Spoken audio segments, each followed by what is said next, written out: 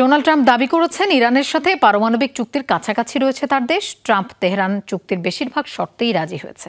কাতার সফরে মার্কিন প্রেসিডেন্ট জানান, দীর্ঘমেয়াদী শান্তি প্রতিষ্ঠায় ইরানের সাথে আলোচনা চালিয়ে যাচ্ছে যুক্তরাষ্ট্র।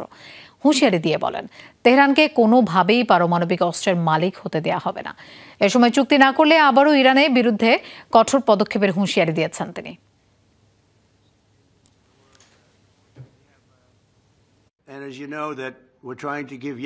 আমার মনে হয় আমরা একটি চুক্তির কাছাকাছি চলে এসেছি। তাদের জন্য দুটি পথ রয়েছে, এর মধ্যে একটি শান্তিপূর্ণ, আরেকটি হবে ধ্বংসাত্মক। আমরা চাই ইরান সফল হোক, তারা একটি মহান দেশ হয়ে উঠুক, কিন্তু তারা পারমাণবিক অস্ত্রের মালিক হতে পারবে না।